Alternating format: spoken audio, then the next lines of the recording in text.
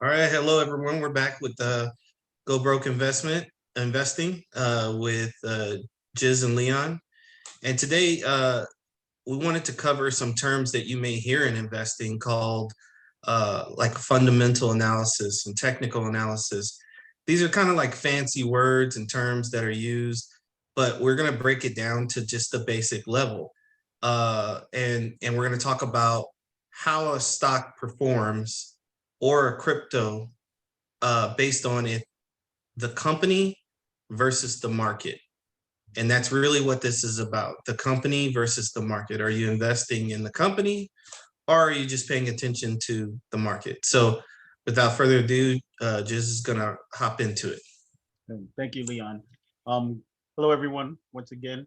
And just as Leon said, I think it's a very important, probably one of the more important um, episodes that we'll do, probably from our perspective, because we're seeing, especially with a lot of things that's going on right now in the investment world, it's very interesting times for people who are paying attention, who have been in investing um, before, and see a lot of changes going on in the market. A lot of people are entering the investment space, whether it is investing in stocks, whether it's investing in cryptocurrency. And we felt that it was really um, important to just go over this topic and share my screen with you guys, and we'll jump right into it. And it's exactly as Leon said. What we want to cover is, you know, how do you know what you're looking to invest in is a good project, right?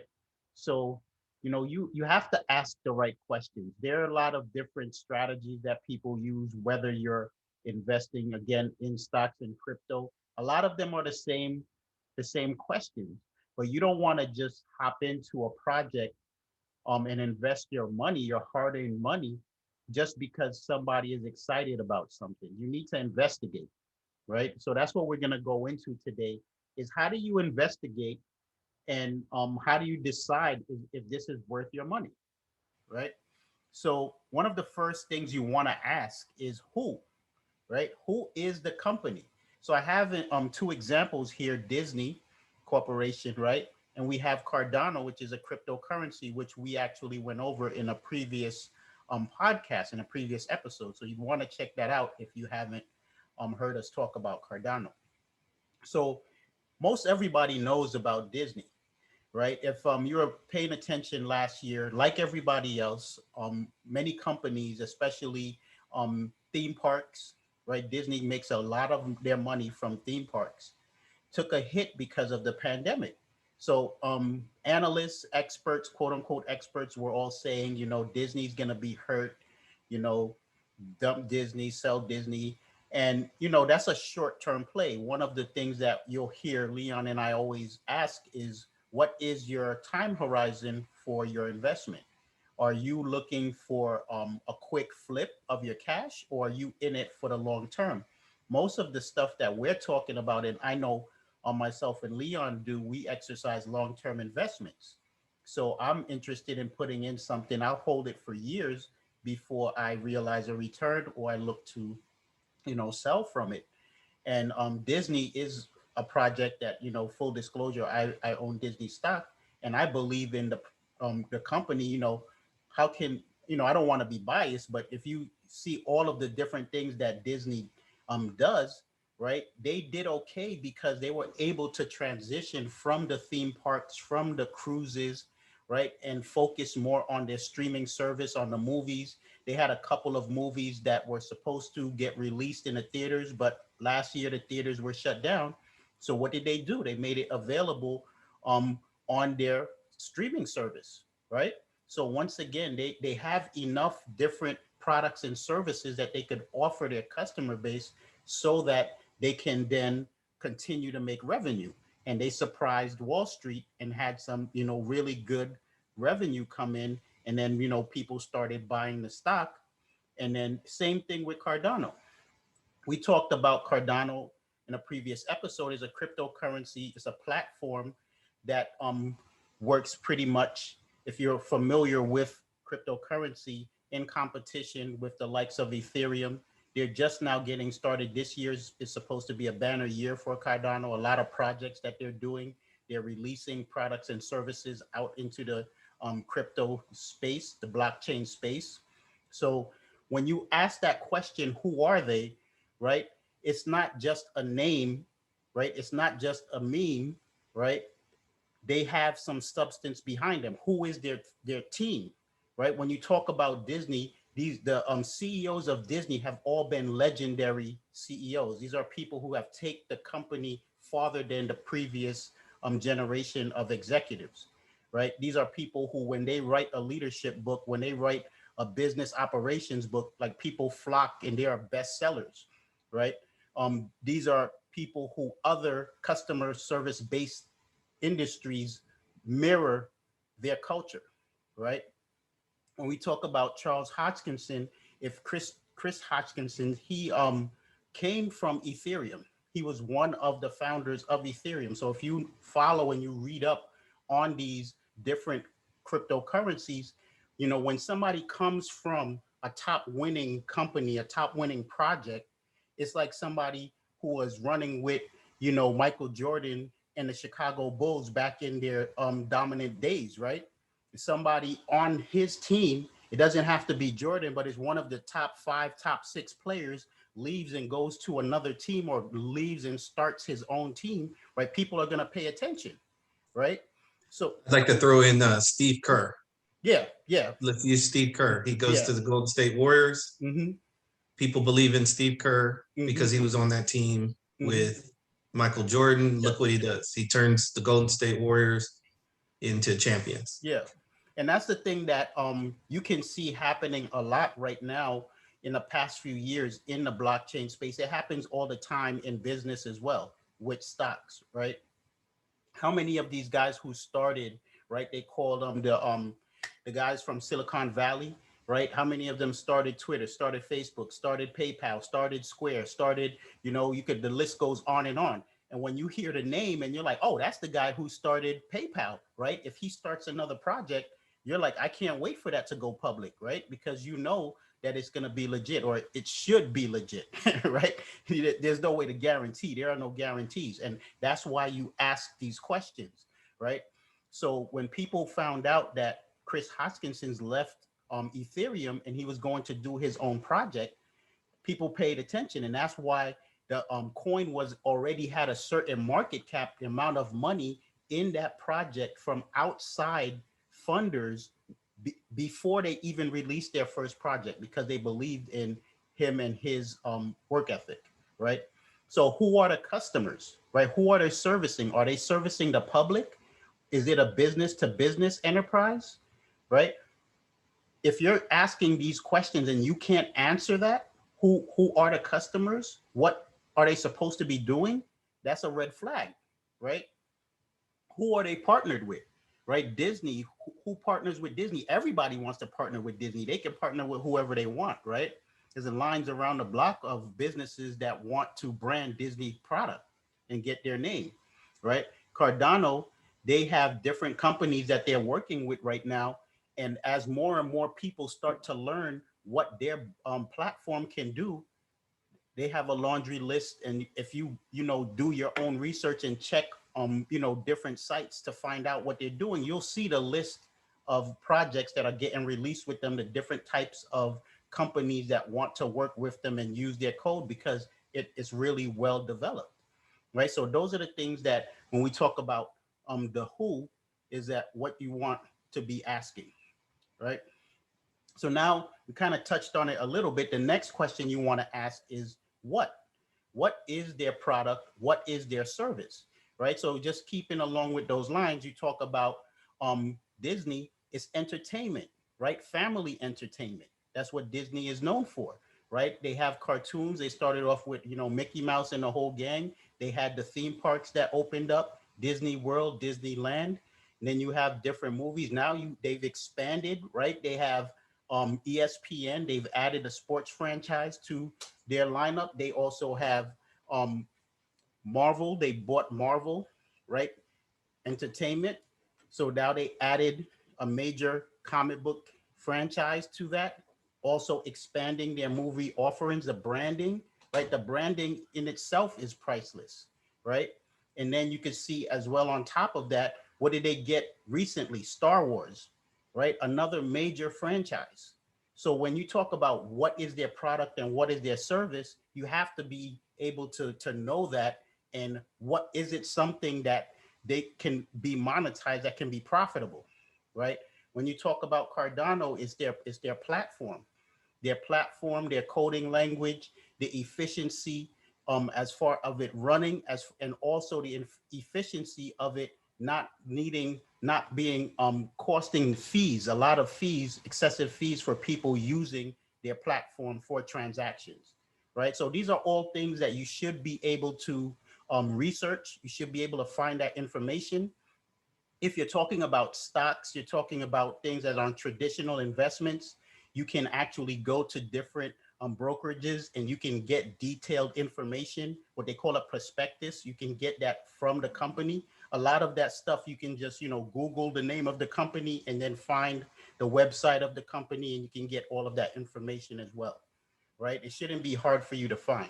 Then we say where that ties right into the next bullet point. What does their balance sheet look like, right?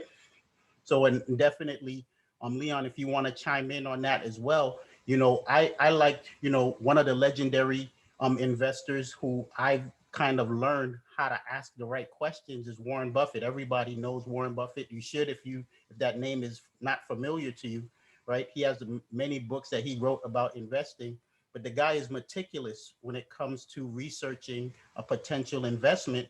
And I'm not saying you have to be as meticulous as he is, but I think anybody would do really well if they asked half of the questions that Warren Buffett asks, right? So one of the things when they talk about balance sheet, you want to know, is the company profitable, right? Not saying that there aren't companies that are losing money, that still are not making money in the stock market, right? Your balance sheet doesn't have to be perfect to make money in the stock market, but it's a better investment if they're making profits as opposed to being in debt, right? So let me just chime in real quick Mm-hmm, so that people understand, just mm-hmm, from a basic accounting perspective, mm-hmm, right? The income statement talks about profits and losses, mm-hmm, whereas the balance sheet is going to talk more about assets and liabilities, mm-hmm, right? So when Jiz is talking about checking the balance sheet, he's taking a long, hard look at assets and liabilities, right? So um, when we peel that layer back of that onion, let's take a company like Apple, mm-hmm, who has, maybe they have an off quarter, they don't have good iPhone sales this quarter, mm-hmm, uh, that affects their profit. But if we peel back the layer of the onion and look at the balance sheet, they have, let's just say, $100 million in cash reserves. So the company can sustain a bad quarter. mm-hmm, So when we're looking at balance sheets, we're looking at how the company is financially, strategically uh, positioned themselves. So one other example would be companies that add Bitcoin to their balance sheet, like Tesla. mm-hmm, Um, Tesla, and I don't have the exact numbers, but Tesla bought billions of dollars worth of Bitcoin mm-hmm, at, like, I forget, for 52,000, 51,000, something like that.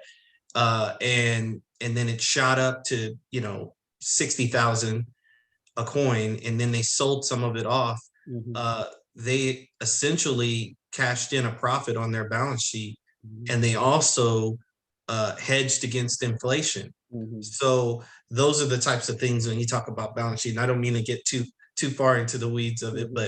but that's what that. And if you don't feel comfortable looking at a balance sheet, that's understandable as well. Yeah, yeah. Thank you. I appreciate that. And that's the thing is that, you can definitely get into the weeds with it. You don't have to be an accountant or a major in finance, but there should be certain things that you want to check off when you're looking to invest in a company. And some of those things have been turned on their heads, right? That's why a lot of people got into Tesla really late.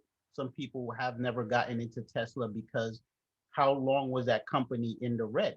Right? When you look at companies like Amazon, how long were they in the red where they were just bleeding cash for one thing, Amazon's strategies, they needed to get big enough so that they can provide the service that they had. So it was part of their strategy to burn through cash to get the domination that they needed so that they can provide the proper service and execute their business model.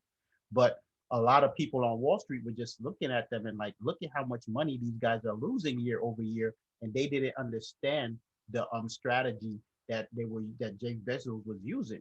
So a lot of these newer companies are coming out right now that the traditional rules don't apply, right? So when I talk, go ahead.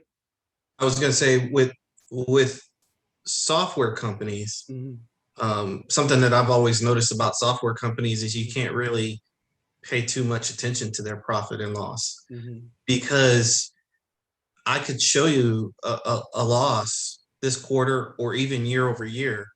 But what if I told you that that loss really came from me reinvesting the profit in to the company and getting more personnel, more coders, starting a new program, a new service, starting, so it's like a lot of people are driven by that profit loss statement, but that's why sometimes it helps to look deeper into the company and what like Cardano, right? What if they showed a loss for, a quarter or maybe a year, but here they are launching projects in Africa, 2 or 3 projects.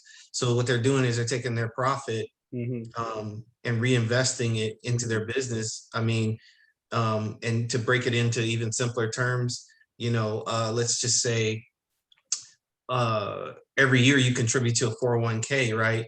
Well, your adjusted income after you've contributed, and unless it's like a Roth, is lower, and it looks like you haven't made that much money, but really you have assets in your 401k that you have invested in. And so that's how you got to look at that profit loss, kind of like that 401k, excluding the Roth where you would pay taxes. But I mean, for me, that is a point that I always was puzzled about, because I would think that, at least Wall Street, they know better. So whenever, especially when I hear about mergers and acquisitions, so a company gets bought out, so the company that's getting bought, their stock goes up, and you can understand that because people see the value in them and they want them.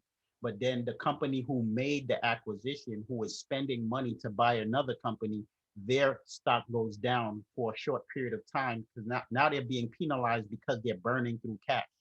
But my thing is that you recognize that they're gaining an asset, but you're penalizing them for acquiring that asset. I would think that that was a smart business move, and that Wall Street will reward them for making that smart business move. and a lot of that is just market reaction. And that's one outlier about this whole conversation is news and market reaction. How does the public receive this? Oh gosh, they think their stock's not worth as much anymore. And people react. It is a very reactionary market. People panic. And so I think I saw a graphic one time that talked about, it's not so much about what you know about investing, it is the psychology and emotion that go behind it. And learning to pull that out and focus on what you see. What do your eyes tell you? That's key, and that ties right into the crypto part of this bullet point.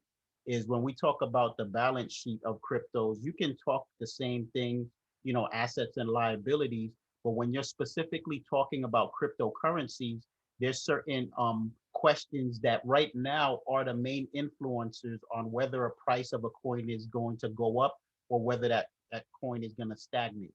So they talk about, what is the circulating supply, right? How much of a coin is on the market, is in the exchanges that are being traded, right? So you can have, let's say, you can say that the amount of coins, like the number everybody knows, 21 million is how many Bitcoin will ever exist at any time. Right now, we're around 18 million, right? So of that 18 million, it's not all being exchanged right now. It's not being traded because some people are holding it in wallets. Some people are staking their Bitcoin. So there's certain projects where a large number of the coins are not in circulation. So that helps the demand go up. It brings the supply down, basic supply and demand economics. And one of the other things that they want to know is, what I said, how many coins will ever exist? How many coins are being printed? So again, the big elephant in the room, Dogecoin, people are last weekend, the price took a dip. Some people took profits. Some people are still holding on. There's a lot of different things influencing the price of that project right now. But when you ask that question, Doge has billions and billions of coins in circulation. On top of it, they're still printing more and more coins. So just on the face of that alone, some people are very skeptical about its opportunity to continue to appreciate in value. Not that it can't, but it's just using the dynamics that we use today to rate assets and what we know about currencies. It makes people skeptical. You want to say something, Yeah, Leon? yeah. I was gonna say that the thing about Dogecoin, I think I read today that more than 60% is held by one person, Yeah, yeah. right? So if we look at things from a simple supply and demand aspect, Hmm. right? And this is not, I'm not knocking Doge. Hmm. If you're making money off Doge, good for you. Hmm. But uh, let's say I'm holding and I'm waiting for that price to get to a certain point. Yeah, Um, the price gets to $1, let's just yeah. say, and then I just flood the market, get my money, and I'm out. And Hmm. then those coins are out there in circulation. Hmm. That could happen to Dogecoin. So like that's the part that you just need to be cognizant about. Hmm. But honestly, um, as you look at it, and I'm not here to give you advice, but the way I do things is if I do see an opportunity to make money, I am, Hmm.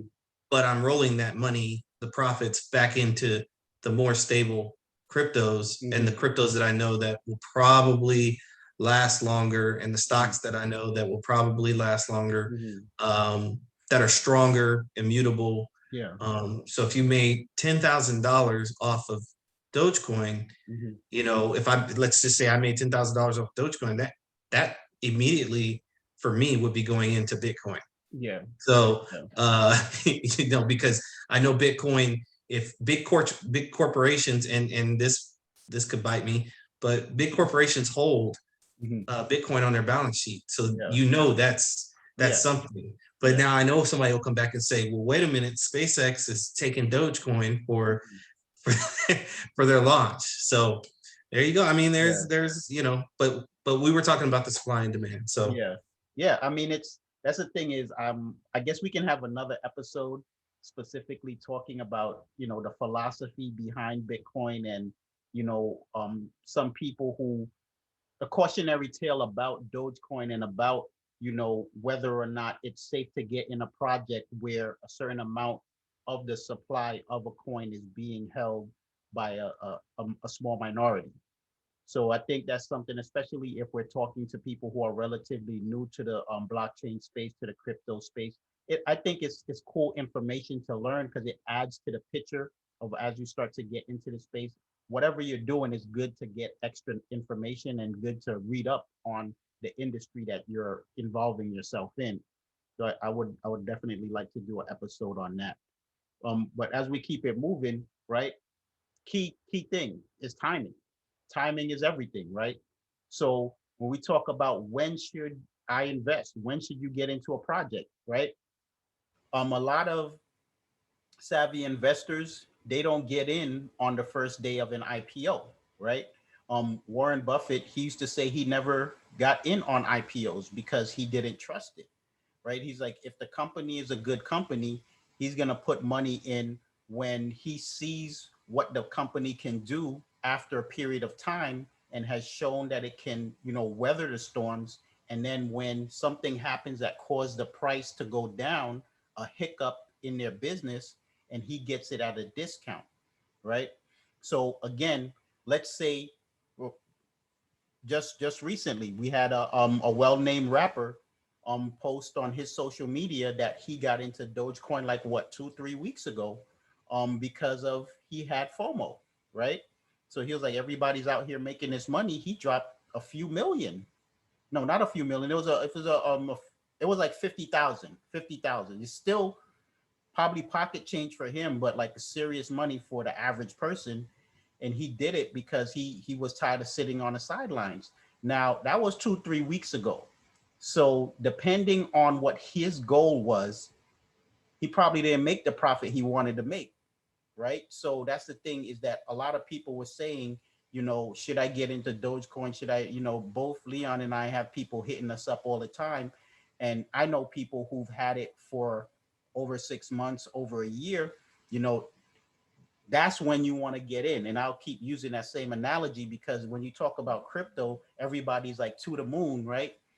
If you're in a spaceship, do you want to hop in the spaceship when it's already taken off, or do you want to catch it at the landing pad, right?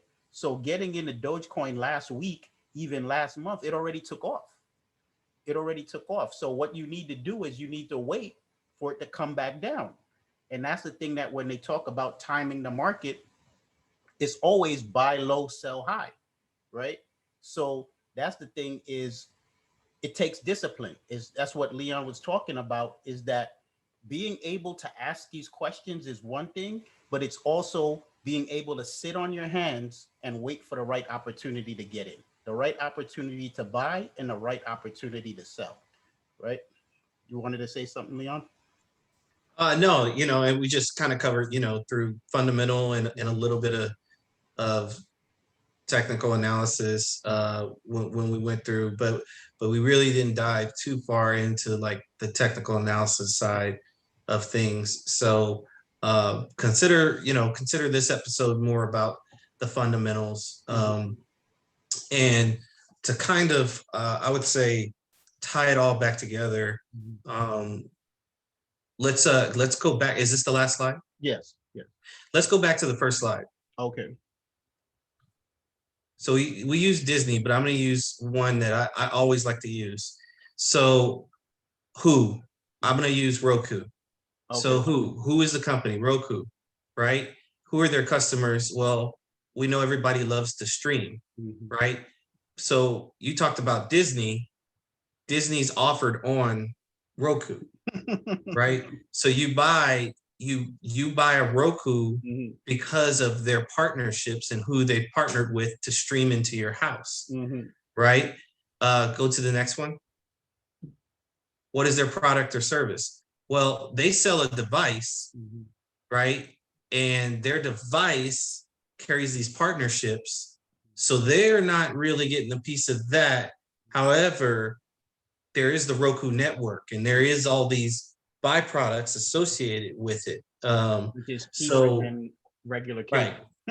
right. There's an off chance that they're going to get a subscription here, subscription there, but their product is really everybody's streaming. Nobody's using. I don't think anybody's using cable anymore, and so they consistently make 4K. Now we're going to offer this tier. Okay, so we're going to sell you a remote that is pretty basic, but the next tier remote will do all these things that you want it to do. That's their product or service. Will streaming ever end? No. So it's an unlimited game, and people always want to upgrade TVs, devices. All right. So then the next one, when should I invest? Well, with Roku, let's say there's these things that they have, like where they have quarterly calls, and maybe Roku didn't sell as many devices, but Roku's a strong company. Typically around those earnings times, I pay attention. Yep. Because if it looks like they're going to miss the mark, I know I'm going to catch a sell. Yep. Right. And also you want to pay attention, because if they blew it out of the water, you want to catch it before it hits into the next, price discovery or the next value going up. So those are typically times I look. A lot of people tell you not to look around earnings times. It's dicey. It could go one way or the other. But right on the other side of earnings is where you either want to catch that next rocket ship up, or if it's going down, you want to let it go ahead and go down and sell off, and then pick it up at the bottom Yep. and catch it back on the way back up, because guess what? It's gonna come back up. Yeah. If you ever look at a stock chart and you look at it over one day, it looks like it's dying. If you look at it over 5 days, it looks like it's dying. Mm-hmm. Zoom it out to a year, zoom it out to 3 years, zoom it out to 5 years. It's a staircase Yep. upwards. The Yep. stock market, it eventually goes up. Mm-hmm. So that's how I kind of wanted to just tie it all together. Yeah. Yeah. Very, very good analogy. And I mean, I I think Wall Street is gonna have to adjust their analysis of streaming services, because they've always been using the traditional, well, how many new customers did they obtain in this quarter, right? Or year over year. And that was the thing. And I noticed that they were killing Netflix with that, right? So how many new customers did they get? How many new customers? Eventually you reach a saturation point, and Netflix knows that. So for them, it's not about how many new customers do they get, It's what can retained. they, yes, how many do they retain, and what can they offer them that they can then add as Right. another income stream. So what is the upsell, right? Yep. So that's the The re- thing that And what keeps people coming back to Netflix is the new show, the new thing. yep, I'm gonna yep. hold on to Netflix Mhm. for these reasons, because they always got some new show coming Yeah. out. That's why Netflix invests in this content. Hmm. And I think the even smarter play is how Disney does it, Hmm. is they don't release the whole season at one time. Yeah. They're keeping you hooked on. They're keeping you hooked on for like, Yep. 8 weeks at a time or And 12 weeks at a time. the smart thing about that is they have a hit at the start of the year and then another hit at the end of the year. So it doesn't make sense for you to cancel. Yep. And so they're gonna fill all these streaming services Mhm. that have started. They're consistently now trying to build in content. That's why Mhm. Disney I didn't say stole. They took back their content Yep. Yep. from From Netflix. from because that's a competitor. That's a Yeah. direct competitor. Yeah. And so another person I definitely would be on the lookout for is HBO Max is really Hmm. knocking the ball out of the park. Hmm. I mean, you don't even have to go to the movies anymore. Yeah. You can watch the new Yeah. movie on HBO And Max. that's always been the question I think the analysts have is the for the big theater chains and for the production companies to create content hoping that people will go back to theaters, and now that everybody has a big screen TV at home, isn't it just better to allow and not to force the production companies to put it out strictly to theaters, and they have, okay, this movie is a blockbuster movie, or this movie is a mid-level movie, so you can release it in the theaters and on your streaming service at the same time, or this one, there's no A-list actors in it, so you could just release it straight on your network and straight Yep. to your on-demand platform, straight to the public. So again, there are some movies where I think if it's a really good movie, people are gonna say, I want to see this in a theater with 100 other people, and I'll Yep. come home the next day and watch it on TV again. Yeah. So definitely though. Yeah. So it was a Mhm. good this was good. It was a good talk. So our next episode, I think you talked about some things you want to talk about in that next episode. Mhm. So we're trying to grow consistent and we're trying to get this out weekly. We appreciate if you would like, subscribe. You can send us a message if you listen to us on Anchor. Um, and that's pretty much it. Yeah, I definitely appreciate this podcast. Always enjoy shooting it with you. And like he said, let us know what's on your mind. Let us know what you would like to hear, and we'll try to get it for you.